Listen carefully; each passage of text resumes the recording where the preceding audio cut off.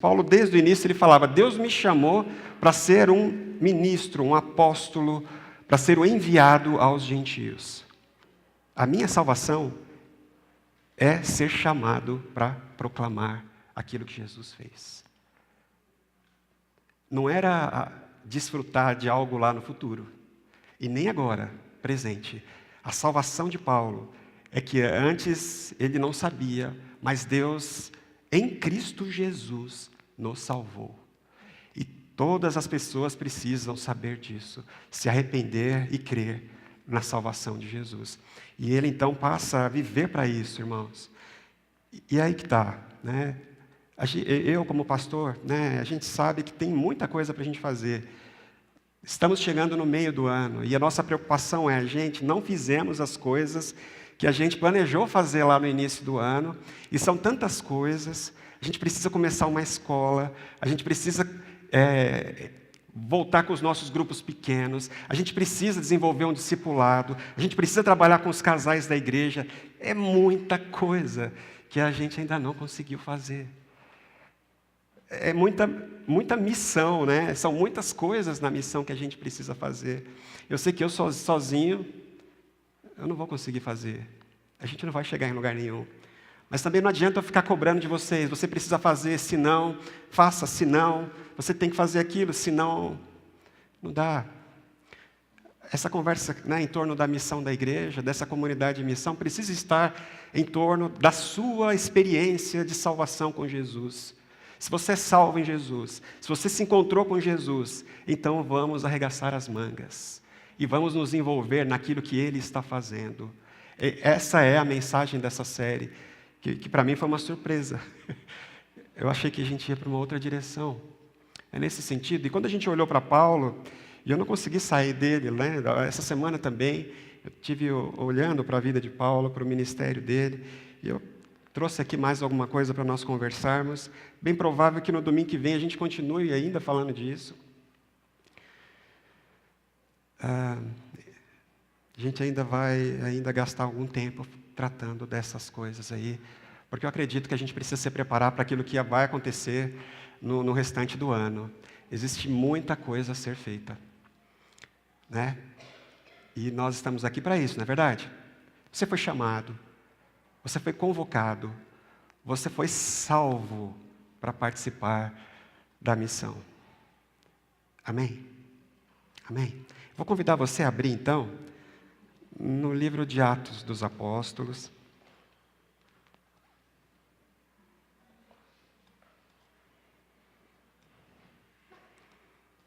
Lá no capítulo 26. É bonito que sempre que Paulo se vê numa situação, e as pessoas, a gente vai ver isso no capítulo 9, né, quando Lucas narra a conversão de Paulo. Depois no capítulo 22, também, quando Paulo é preso pelos judeus, e lá no templo eles fazem aquela bagunça, eles querem matar Paulo de imediato, e Paulo então se diz cidadão romano. Aí ele busca ali então, junto ao centurião romano. O centurião então ele fala: opa, se ele é cidadão romano, então ele precisa ser ouvido. Um cidadão, ele não pode ser simplesmente acusado e pronto. Ele precisa ser ouvido. Vamos ouvir o que ele tem a dizer. Então, quando Paulo vai defender, os judeus estão dizendo que ele estava lá para perturbar o templo, que ele estava lá para fazer um motim contra o imperador, para bagunçar a cidade. Ele era um baderneiro. E aí Paulo, sempre que ele vai explicar o que ele faz, o que ele está fazendo, por que ele prega, ele sempre vai contar a mesma história.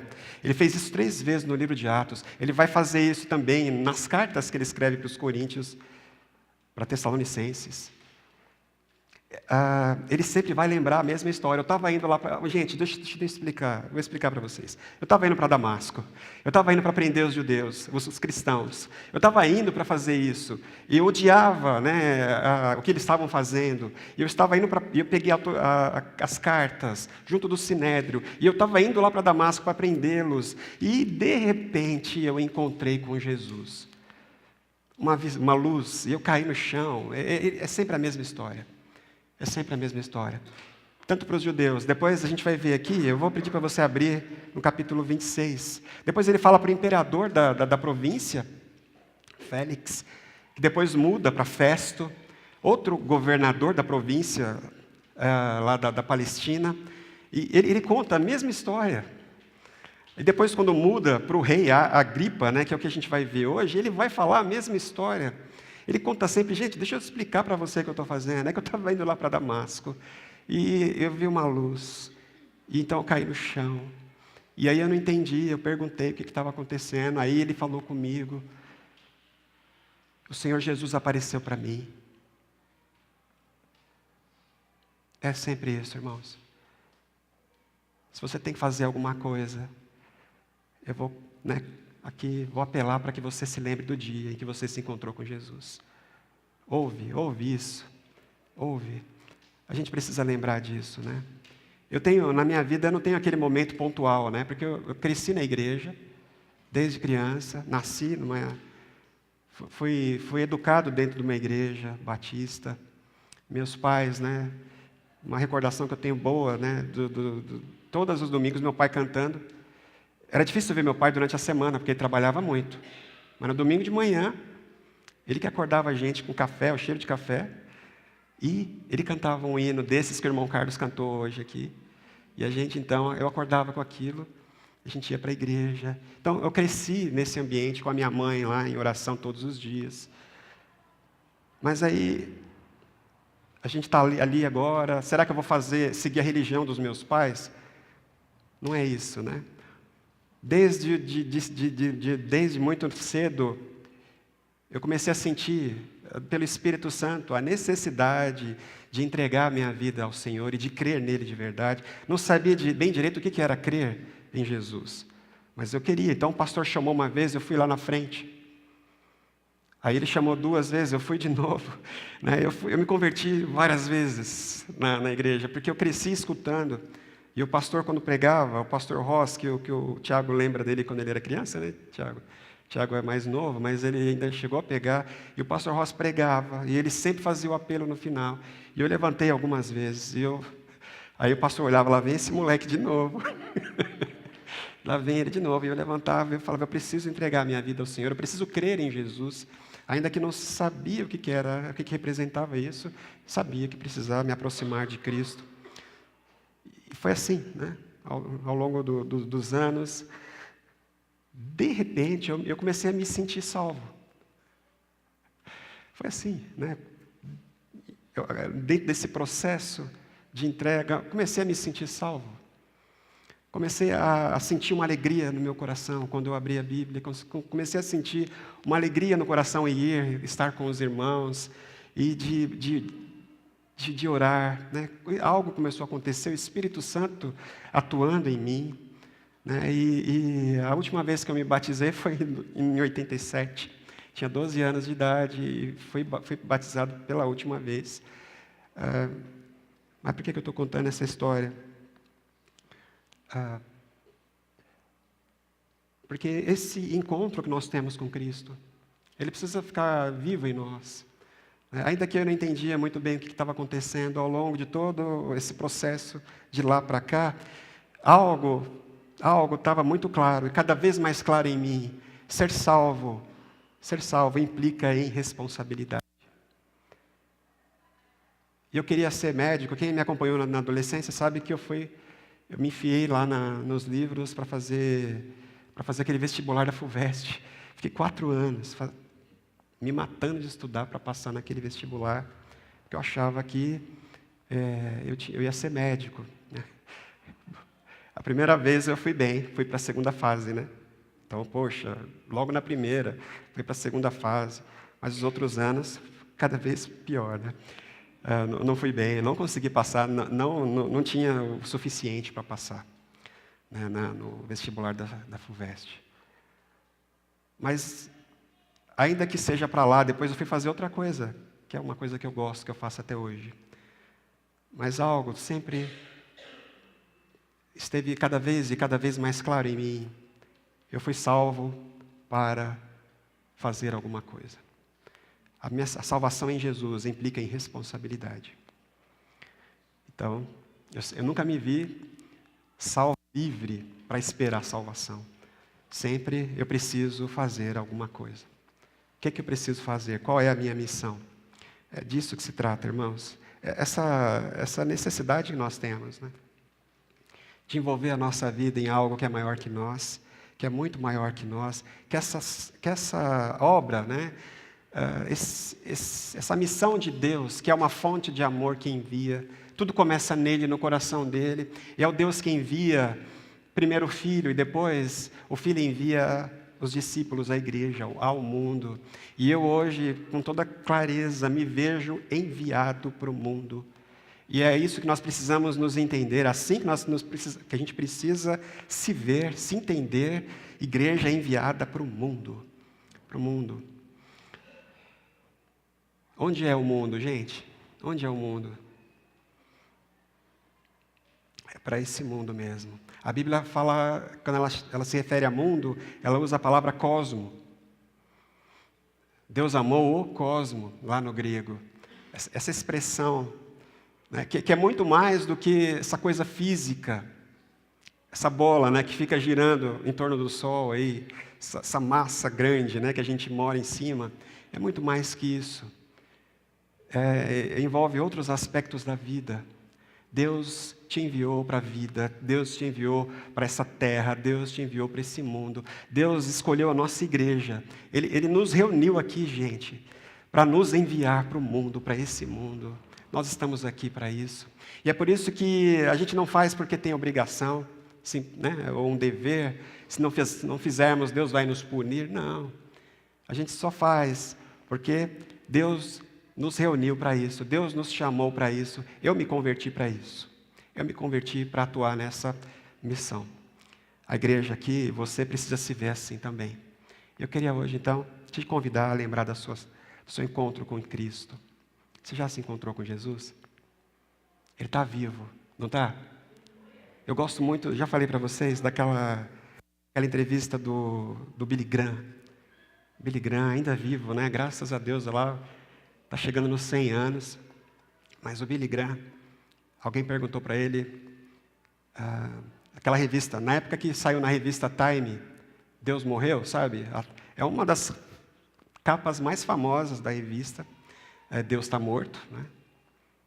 Aí foram perguntar para ele isso, ele falou, ficou sabendo, numa desses talk shows, né, que o que você acha disso? Deus morreu? Ele falou, não, Deus não morreu não.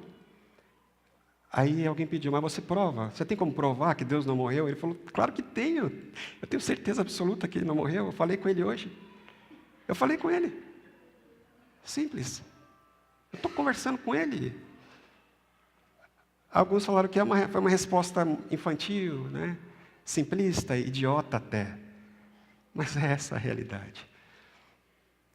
A gente precisa falar que Jesus não ficou morto. Eu estava indo lá para Damasco, porque eles estavam fazendo aquela bagunça, esses judeus que se diziam seguidores desse caminho de Jesus. Eu, como judeu, zeloso como tal, eu precisava fazer alguma coisa. E eles diziam que esse Cristo tinha ressuscitado, que Ele era o Messias, que esse Jesus era o Messias, Ele era o Cristo, havia ressuscitado, estava vivo. Mas não, peraí, Ele foi pendurado na cruz, Ele está morto, mortinho. Está vivo não. Então eu vou prender esses caras, eles estão fazendo essa bagunça toda. Aí ele está indo para Damasco, pelo zelo que ele tinha pela lei, pelo amor que ele tinha pelo Senhor, pelo Deus que tudo criou. Ele estava indo para Damasco, na missão, fazendo a vontade de Deus, e de repente Jesus apareceu para ele. Eu estou vivo. E é isso que ele vai começar a dizer depois. Não, mas ele está vivo. Você não entendeu, ele está vivo. Está vivo.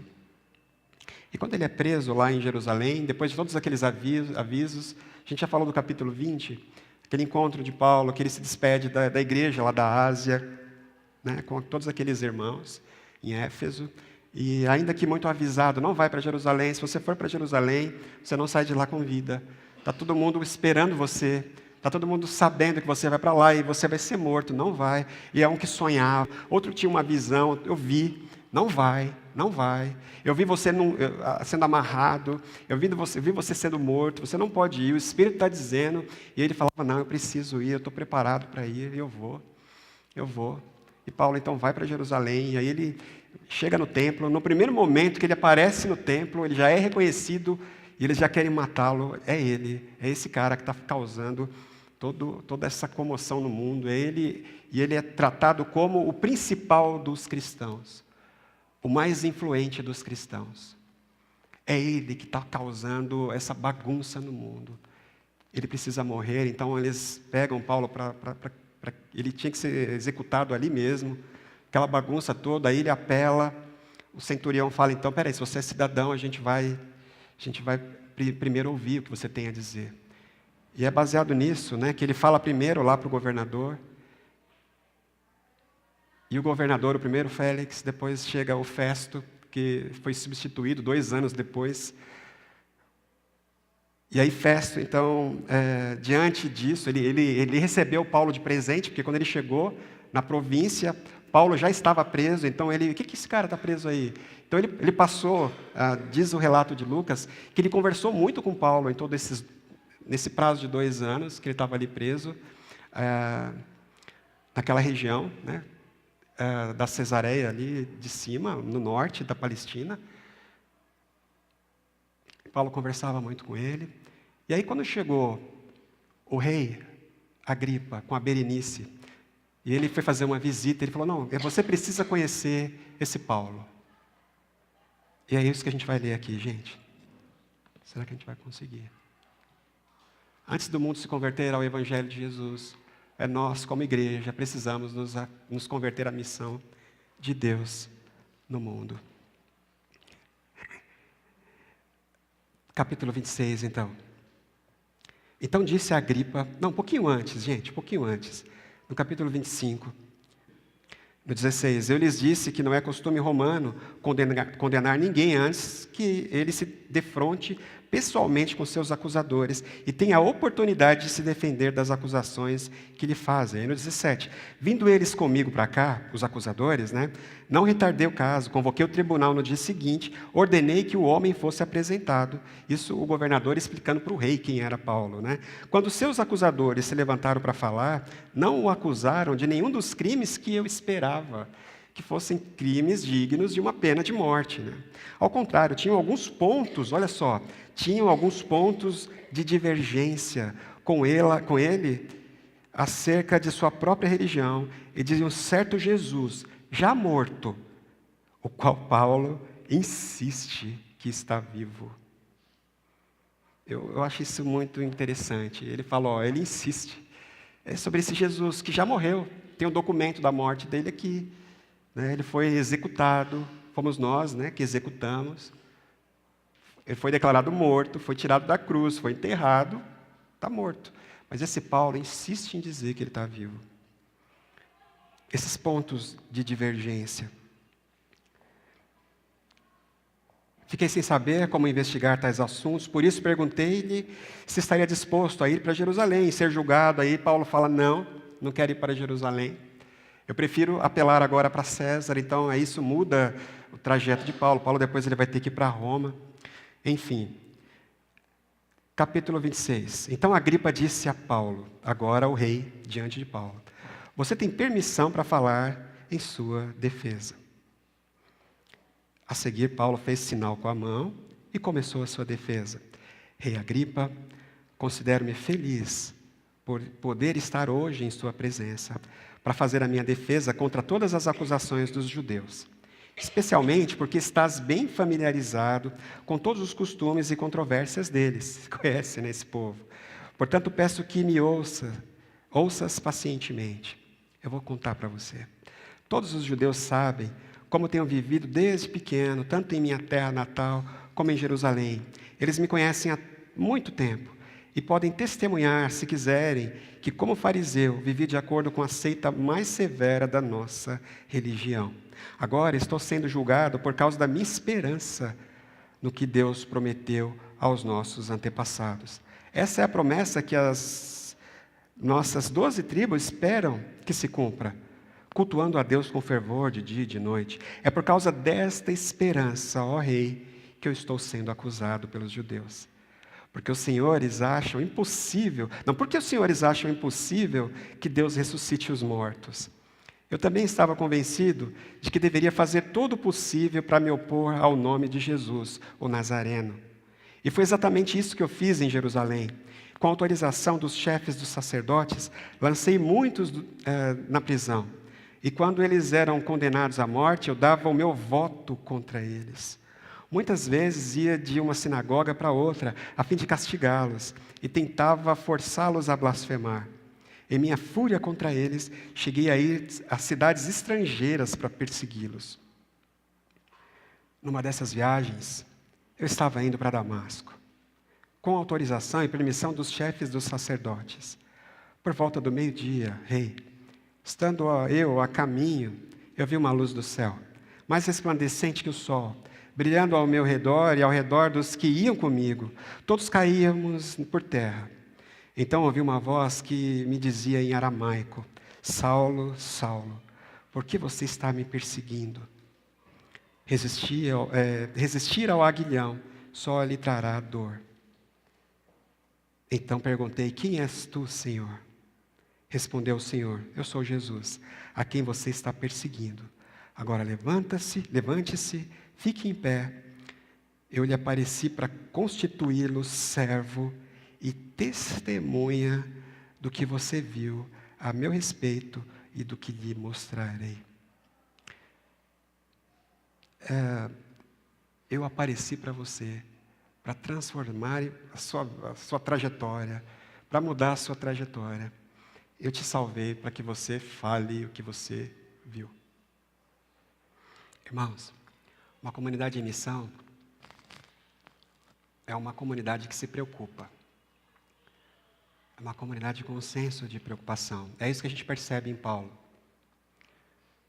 O tempo todo, ao longo da sua trajetória, do seu ministério. A gente viu na semana passada, lá em 2 Coríntios, no capítulo 5, aquele trecho onde Paulo ele fala da sua motivação. Ele conta essa história, né, de conversão. Ele fala o que Jesus fez por ele e por que ele mudou de rumo, mudou de rota. Ele fala que, uma vez embaixadores, agora ele entende a gravidade da situação e ele fica clamando o tempo todo para as pessoas se arrependam, né, no capítulo 20, lá, no capítulo 5 de 2 Coríntios, do 20 e 21. E ele fala que ele fica suplicando as pessoas. E ele tem essa preocupação, ele vê as pessoas, ele vê a situação do mundo, ele vê a questão do juízo de Deus, ele vê as pessoas sofrendo, e quando ele entra em Atenas, por exemplo, é um bom exemplo disso, e ele chora, e ele se vê, então, com aquele peso, né, aquele peso de responsabilidade, esse senso de preocupação. Então ele não assiste o jornal como quem assiste um filme, uma série. Paulo era aquela pessoa que, quando ele via as notícias, quando ele ficava sabendo das coisas, essas notícias o afetavam, né, de toda forma. Ele era uma pessoa muito preocupada, e ele sempre demonstrou isso.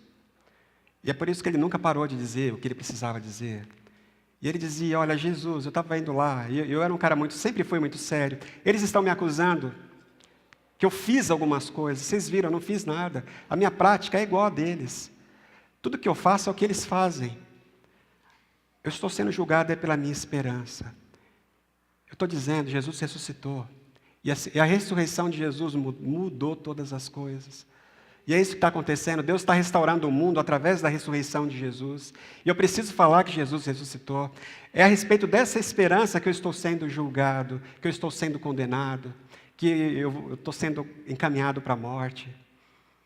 E Paulo, então, ele via, né? E a gente não pode olhar para o mundo sem olharmos com esse senso de preocupação, gente. O mundo é esse espaço ao qual nós somos enviados. A gente é responsável por eles, por esse mundo, por essas pessoas, pelo que nos cerca. Deus, né, lá em 2 Coríntios, no capítulo 5, É como se Ele estivesse fazendo o apelo dEle por nosso intermédio. É através de mim que Ele está falando. É através de nós. Então, eu preciso falar, né? Uma comunidade de missão é uma comunidade com esse senso de responsabilidade. A gente se preocupa. E porque a gente se preocupa, nós não somos insensíveis. As notícias não entram, né, por aqui, sai por aqui. A gente fica sabendo de alguém que está passando por alguma situação, um amigo, tudo isso nos preocupa, a situação ao nosso redor nos preocupa. E a gente se vê responsável, a gente precisa fazer alguma coisa, a gente precisa se envolver nisso, porque se Deus está trabalhando, a gente precisa se envolver naquilo que Ele está fazendo. Paulo, então, ele se viu sempre assim, ele se sentia responsável, era uma coisa sempre presente, a gente nota isso em tantos momentos, tantos trechos, né, da vida de Paulo, tantas situações. Em 1 Coríntios, capítulo 9, versículo 16, ele diz: ai de mim se eu não pregar o Evangelho. Lá em Romanos, capítulo 1, versículo 14, eu sou devedor, tanto de gregos, eu sou devedor, eu devo. Não é só ao Senhor que eu tenho essa dívida, eu devo. E ele vai explicar isso lá em Romanos 1,14. Eu devo tanto a gregos quanto aos bárbaros. Eu sou devedor. Eu estou na lista, né, dos devedores, na lista negativa dessas pessoas. Isso é muito forte, irmãos. Eu sou devedor tanto de gregos quanto de bárbaros, de livres e de escravos, judeus, de sábios, de ignorantes. Ele lista todas essas pessoas, eu devo para eles. Ai de mim se eu não pregar o Evangelho. Você precisa se sentir em dívida também, em débito, né? Você precisa entender que você deve. Não é só a Deus que te fez tantas coisas boas, né? Esse sentimento, né, de responsabilidade, ele exige de nós, né? Não é apenas a consciência de que Deus nos deu de graça algo. A salvação é de graça, por isso eu tenho que pregar. Não é só isso. A gente recebeu o presente. É uma grande notícia, Jesus ressuscitou. Nós precisamos proclamar esse fato que está mudando todas as coisas. Como disse Paulo lá em Efésios e em Colossenses, está unindo todas as coisas, reconciliando todas as coisas em Jesus. A gente precisa falar disso, a gente precisa proclamar, mas não é simplesmente pelo fato de que nós ganhamos algo. É porque é isso que Paulo ele vai falar muitas vezes. Eu amo o meu Senhor.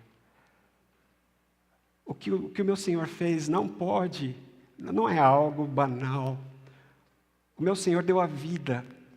O meu Senhor fez algo, e eu preciso falar disso. Não é só pelo que Ele fez, mas por quem Ele é. O meu Senhor, por amá-lo e por não admitir desapontá-lo de forma alguma. E é isso que ele fala, ele desafia os romanos, a igreja lá de Roma. Por isso, empenhem a sua vida em sacrifício vivo, santo. Façam isso, ele fala da prática, sejam irrepreensíveis, preguem com a boca, preguem com a prática de vocês, preguem com a vida de vocês, sejam pessoas irrepreensíveis, preguem de todas as formas, preguem sempre. Vocês precisam falar, porque o Senhor é maravilhoso, olha o que Ele fez. Nós não podemos desapontar o nosso Senhor. A gente precisa falar, a gente precisa desempenhar o nosso papel. Nós somos responsáveis. O Senhor nos deu essa incumbência. E a gente precisa desenvolver o nosso trabalho. E a gente não vai fazer de qualquer jeito. É uma notícia maravilhosa, mas olha só quem fez tudo isso. Ele é o meu Senhor. Ele apareceu para mim. Ele mudou a minha história, Ele mudou todas as coisas. Eu preciso falar disso agora. Eu não vou desapontar o meu Senhor. Não vou desapontar o meu Senhor. Eu não vou deixar que nada. E aí o apóstolo, ele encoraja as igrejas. Ele escreve para Tito, ele escreve para Timóteo.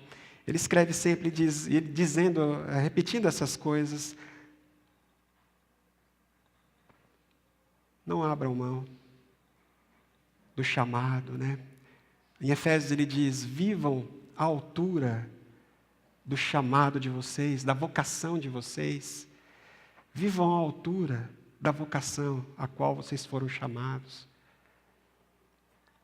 E ele vai falar da prática, marido, esposa, pais e filhos, a prática no local de trabalho, senhores, patrões, servos, empregados.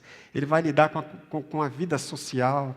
E ele fala que em tudo isso, em todas as coisas, até comendo, bebendo, fazendo tudo, façam tudo em honra e glória a Jesus, porque Jesus merece. Todas as coisas que você fizer, faça para a glória de Jesus. Jesus é o centro da vida, é o centro da história, Jesus é o centro da existência, tudo está em torno dele, tudo tem que ser para ele, tudo é por ele. E vamos viver em torno de Jesus. Ele apareceu para mim, eu vou sempre lembrar disso, ele apareceu para mim. Eu não fui transformado num seguidor de uma outra religião, é isso que Paulo está dizendo. Eu creio nas mesmas coisas que esses caras acreditam.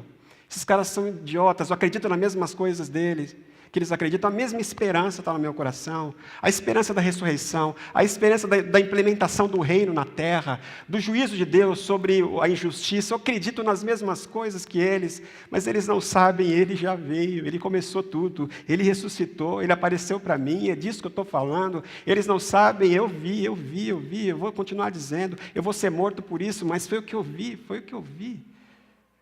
Eu acredito nas mesmas coisas que eles. 1 Coríntios, capítulo 9, vamos ler só esse trecho. Eu queria ler tantas coisas, mas não dá tempo para mostrar um pouco disso, para a gente ser impactado pela experiência do apóstolo Paulo, enquanto missionário, né, o apóstolo enviado aos gentios, o apóstolo enviado para o mundo.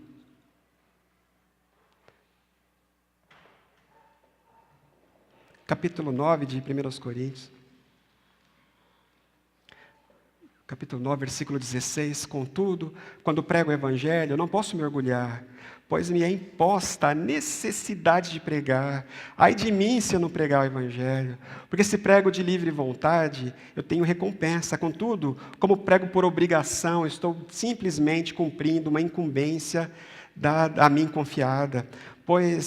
Qual é, pois, a minha recompensa? Apenas esta, que pregando o Evangelho eu o apresente gratuitamente, não usando assim dos meus direitos ao pregá-lo. Porque, embora seja livre de todos, fiz-me escravo de todos, para ganhar o maior número possível de pessoas. Tornei-me judeu para os judeus, a fim de ganhar os judeus. Para os que estão debaixo da lei, tornei-me como se estivesse sujeito à lei, embora eu mesmo já não esteja debaixo da lei. Enfim, a fim de ganhar os que estão debaixo da lei. Para os que estão sem lei, tornei-me como sem lei, embora não esteja livre da lei de Deus, e sim sob a lei de Cristo, a fim de ganhar os que não têm a lei. Para com os fracos tornei-me fraco, para com os fracos tornei-me tudo para com todos, para de alguma forma salvar alguns. Faço tudo isso por causa do Evangelho, para ser participante, para ser coparticipante com o Evangelho. Eu faço por causa do Evangelho, eu faço por causa da boa notícia. Jesus ressuscitou, Jesus morreu, mas Ele ressuscitou. Eu faço por causa dessa boa notícia, para me tornar então participante daquilo que Deus fez em Jesus, daquilo que Deus está fazendo em Jesus. Faço tudo isso por causa do Evangelho. Vocês não sabem, no 24, que de todos os que creem no estádio, que correm no estádio, apenas um ganha o prêmio. Corram de tal modo que alcancem o prêmio. Corram de tal modo que alcancem o prêmio. Caminhem como aqueles que querem vencer. Se esforcem, deem o máximo, acima de todos os limites, né? Arrebenta os limites, vai lá. 25. Todos os que competem nos jogos se submetem a um treinamento rigoroso para obter uma coroa que logo perece, mas nós o fazemos para ganhar uma coroa que dura para sempre. Sendo assim, não corro como quem corre sem alvo, não luto como quem esmurra o ar, mas esmurro o meu corpo e faço dele meu escravo, para que depois de ter pregado aos outros, eu mesmo não venha a ser reprovado. Paulo pregava com a vida, e ele se esmurrava para que de nenhuma forma aquilo que ele falava fosse desdito por algo que ele fizesse, a prática dele. E ele tinha que ser irrepreensível, pregando principalmente com a vida e pregando com essas palavras. Jesus ressuscitou, Jesus apareceu para mim e tudo mudou, tudo é diferente. Amém, irmãos? Abre o seu coração, né? Volta lá, né? Volta lá, onde você se entregou, onde você se encontrou com o Senhor Jesus, onde Ele aparece para você, na sua história de vida. Talvez não seja aquele dia, mas seja esse constante ministrar do Espírito na sua vida. Senhor, Ele aparece para você, para te transformar numa testemunha. Esse é o propósito. Esse é o propósito da nossa igreja, da nossa comunidade. Amém, irmãos? Vamos ver mais um trecho? A gente tem mais uns minutinhos. Romanos. Versículo 14. Olha o que ele está dizendo para a igreja, que ele ainda não conhecia, que ele ansiava conhecer. Meus irmãos, eu mesmo estou convencido de que vocês estão cheios de bondade e plenamente instruídos, sendo capazes de aconselhar-se uns aos outros. A respeito de alguns assuntos, eu lhes escrevi com toda franqueza, principalmente para fazê-los lembrar-se novamente deles, por causa da graça que Deus me deu, de ser um ministro de Cristo. Ministro aqui é servo de Cristo. Servo de Cristo para os gentios, com o dever sacerdotal de proclamar o Evangelho de Deus, para que os gentios se tornem uma oferta aceitável a Deus, santificados pelo Espírito Santo. Gente, olha, eu tenho o dever sacerdotal de proclamar o Evangelho de Deus para os gentios, para que todos eles se tornem culto. E eu me esforço para isso, eu me faço de pobre para os pobres, pequeno para o pequeno, grande para o grande, religioso para os religiosos, pagão para os pagãos. Eu me faço de tudo para que de alguma forma eu possa salvar alguns, e eu me esforço, eu me esmurro para que de nenhuma forma a minha prática, as coisas que eu faço comprometam aquilo que eu digo. Eu não quero ser pego em pecado, eu não quero ser pego em situação complicada. Não, o Senhor apareceu para mim. E eu então tenho esse dever sacerdotal. Sacerdote é aquele que figura entre as partes, entre Deus e entre os perdidos. Ele se via sacerdote de Deus para os gentios. A gente quer ser sacerdote de Deus para os crentes. Os pastores querem ser sacerdote de Deus para os crentes, mas não é assim. Somos sacerdotes para os perdidos, somos sacerdotes, somos devedores. A gente deve isso para eles, por aquilo que Jesus fez e por quem Jesus é, a gente deve. Voltando aqui, gente. 17. Porquanto eu me glorio em Jesus Cristo, em meu serviço a Deus, não me atrevo a falar de nada, exceto daquilo que Cristo realizou por meu intermédio, seja em palavra, seja em ação, a fim de levar os gentios a obedecerem a Deus, pelo poder de sinais e maravilhas, e por meio do Espírito de Deus. Assim, desde Jerusalém e arredores, até o Lírico, proclamei plenamente o Evangelho de Cristo. Sempre fiz questão de pregar o Evangelho onde Cristo ainda não era conhecido, de forma que não estivesse edificando sobre alicerce de outro. Mas como está escrito, hão de vê-lo aqueles que não tinham ouvido falar dele, e o entenderão aqueles que não o haviam escutado. É por isso que muitas vezes fui impedido de chegar até vocês. Paulo, então, dizendo como ele era estratégico, como ele fez isso, a gente acompanha lá em Atos, todo o trabalho que ele fez, se via em missão. Ele não ia para uma cidade só por ir para aquela cidade, ele escolhia os locais mais estratégicos, ele ministrava, e ele se sentia aqui, ele não podia ir para Roma, porque Roma já tinha crente pregando lá. Ele achava, não preciso ir para lá, eu vou para lugares onde ainda Jesus não foi pregado. E ele fazia isso de uma forma tão objetiva, não como quem dá murro no ar. Ele sabia o que estava fazendo, ele sabia o que ia plantar para depois colher. Esse era o apóstolo em missão. Esse era o apóstolo que sacrificava a sua vida de forma inteligente, culto inteligente, racional, sacrifício vivo, santo, agradável a Deus. Era essa a vida desse irmão, irmãos. Era assim.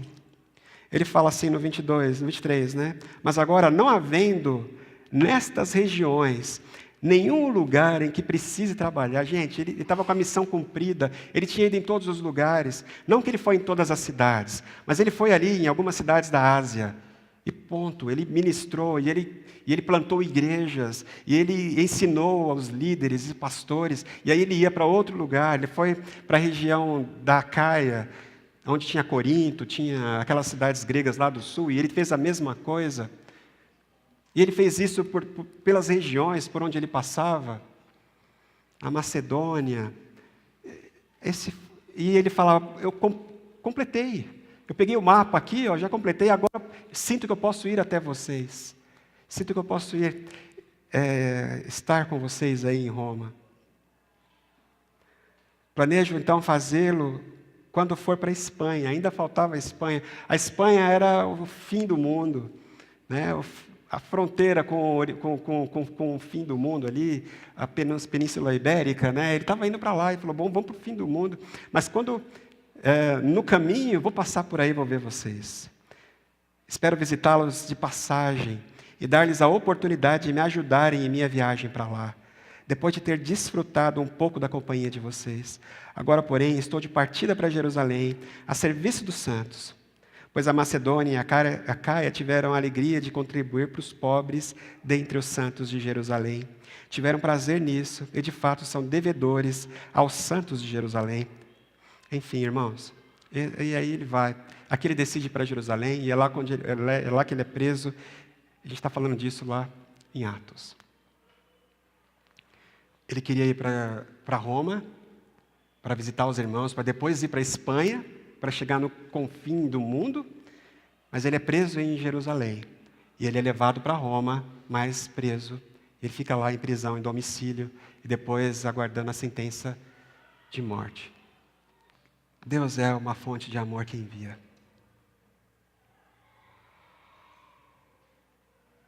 Amém?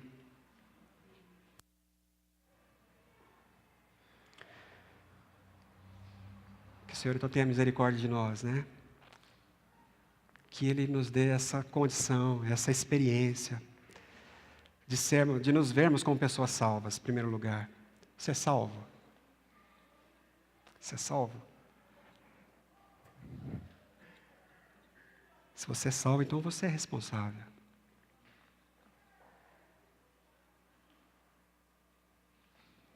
Para dizer aquilo que você viu. Para dizer aquilo que você entende do que Jesus fez. A gente precisa dizer isso. Só mais um trechinho. Filipenses capítulo 2. Filipenses capítulo 2. Paulo falando para uma outra igreja que ficava na região da Macedônia. Capítulo 2 de Filipenses, versículo 12. Assim, meus amados, como vocês obedeceram, não apenas na minha presença, porém muito mais agora na minha ausência. Ponham em ação a salvação de vocês com temor e tremor. Ponham em ação a salvação de vocês com temor e tremor.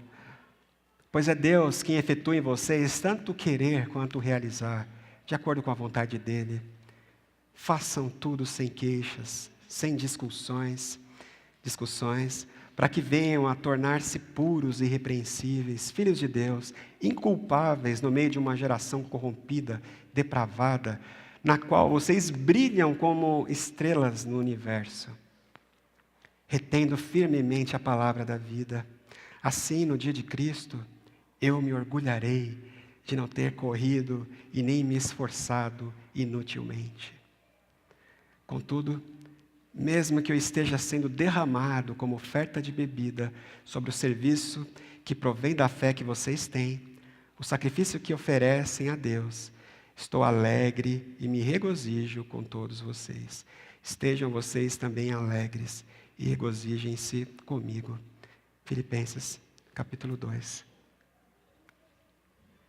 Amém? A gente não está trabalhando em vão? Ele não trabalhou em vão? Então vamos arregaçar as mangas e vamos nos esforçar muito, muito. Isso é sacrifício santo e agradável a Deus. A gente se empenhar em olhar para o mundo com os olhos dele, né? De sermos tomados pela compaixão dele, pela misericórdia dele, e fazermos as coisas que a gente precisa fazer, por causa do amor que ele derramou nos nossos corações. Coloquem em ação a salvação de vocês. Façam isso com temor e com tremor. Coloquem em ação a salvação de vocês. Amém? Vamos orar então, irmãos? Vamos agradecer a Deus pela palavra e pedir para que o nosso coração seja encontrado como terra boa.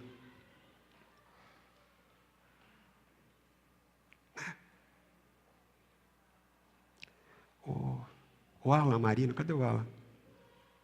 Cadê o Alan? Aqui. O Alan de madrugada essa semana me mandou uma música, né? Falou que ele estava lá compondo, o Senhor deu uma música para ele. Dá para você fazer aqui rapidinho, para a gente terminar o culto?